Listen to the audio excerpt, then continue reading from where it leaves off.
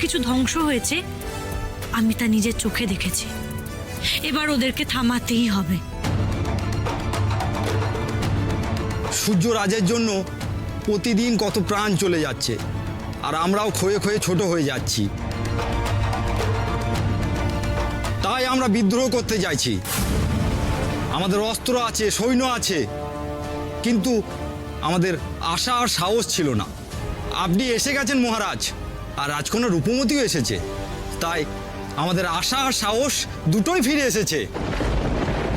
আর কোনো ভয় নেই তোমাদের। এবার ওই সূর্যের পতন হবে, আর নিদ্রা দেবে সুশাসন আবার প্রতিষ্ঠা হবে। এটা রূপমতীর প্রতিজ্ঞা।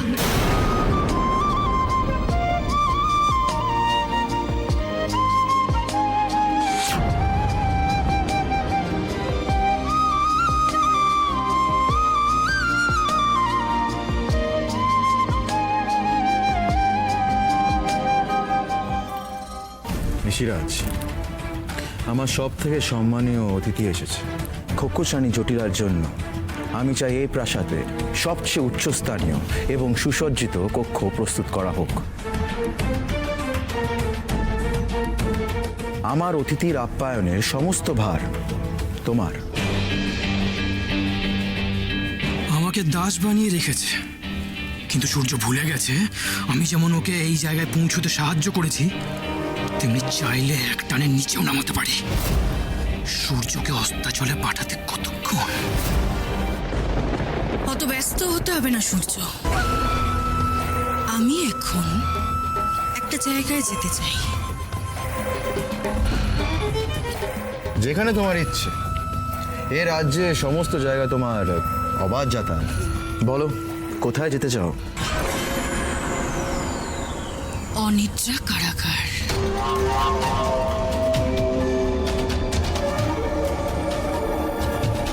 রূপমতীর দুর্বলতা যখন আমার হাতের মুঠোয়,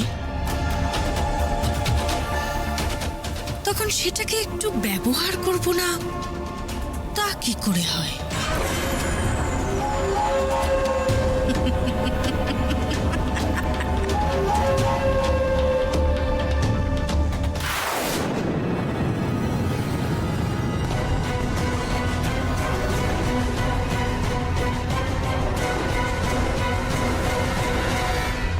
দাঁড়াও রাজকুমারী,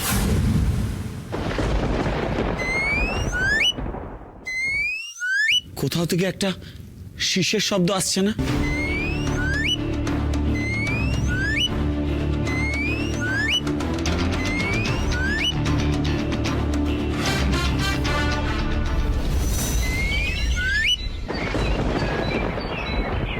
ওই দেখো, কত রং বেরঙের পাখি।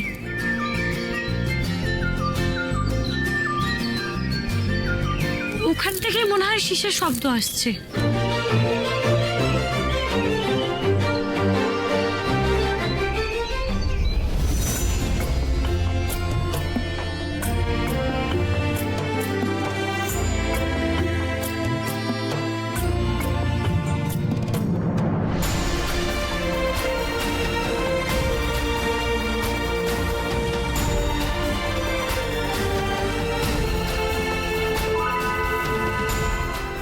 বাহ, কি সুন্দর জায়গা।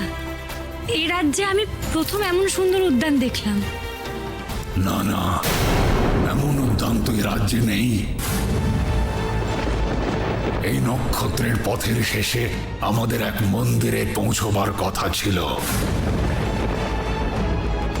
কিন্তু সেখানে আমরা পৌঁছলাম না কেন? না না, সে পরে যাওয়া যাবে, আগে একটু বিশ্রাম নিয়ে নি। এমনিতেই যা ধকল গেল। এখানে অপেক্ষা করা ঠিক হবে না। আমি বলছি চলো এখান থেকে। কেন কেন হে?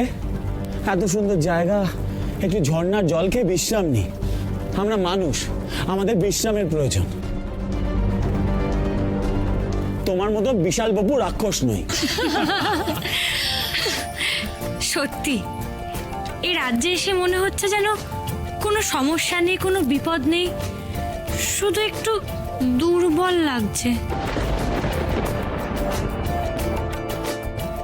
আরে বাবা, সেই জন্যই তো শরীরের বিশ্রাম প্রয়োজন। আর হাঁটতে পারছি না রে। আমারও কেমন দুর্বল লাগছে, কেন কি জানি।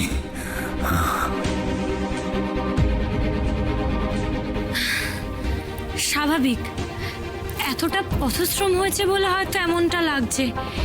একটু বসলে ক্ষতি বা কি? সময় চলে যাচ্ছে, আমাকে মুক্ত করো। তোমরা স্বপ্নভোগের কবলে পড়েছ। স্বপ্ন তোমাদের গ্রাস করছে রূপমতী। বিশ্রাম আর শান্তির স্বপ্ন তোমাদের দায়িত্ব ভুলিয়ে দিচ্ছে। এখানে তুমি থেমে গেলে আর কখনো আমাকে মুক্ত করতে পারবে না। এই, তোমরা একটা মেয়ের গলা শুনতে পাচ্ছ? নারী কণ্ঠ? কই না তো। তুমি নারী কণ্ঠ শুনলে কোথা থেকে? কিন্তু আমি একটা নারী কণ্ঠ শুনতে পাচ্ছি। আমাকে বারবার এখানে থামতে না করছে, বারণ করছে। তোমরা কেউ শুনতে পাচ্ছ না? আমি বলছি না, এখানে কিছু একটা গন্ডগোল লাগছে আমার। তোমরা তো বসে পড়লে, শুনলে না। আমার পথের শেষ প্রান্তে তোমাকে পৌঁছতে হবে। স্বপ্নে আটকে যেও না, আমি সাবধান করছি, শোনো।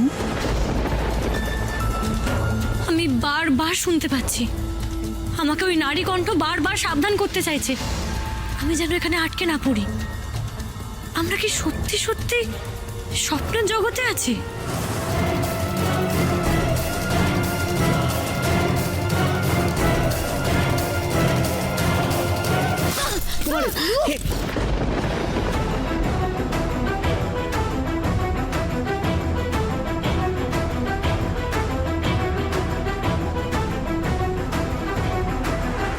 এ কি করে সম্ভব? আমি অস্ত্র দিয়ে আঘাত করলাম, তাও আমার কিছু হলো না। এ কি কি অদ্ভুত ব্যাপার। রূপমতী, তুমি দেখো তো কোনো কিছু স্পর্শ করতে পারছো কিনা। মানুষ স্বপ্নের মধ্যে থাকলে তো বাস্তবের কিছু স্পর্শ করতে পারবে না, তাই না? ঠিক বলেছো।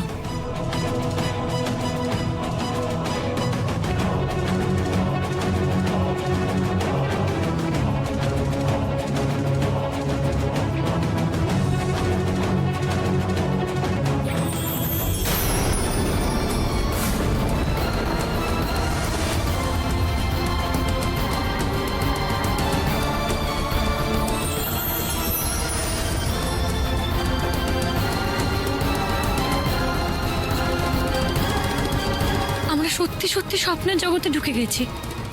এটা বাস্তব নয়, এটা স্বপ্নের জগৎ। এটা বাস্তব নয়, এটা সুখ স্বপ্ন, শান্তির স্বপ্ন। আমাদের সবাইকে লক্ষ্যভ্রষ্ট করে দেবে। তোমরা সবাই জাগো, জাগো।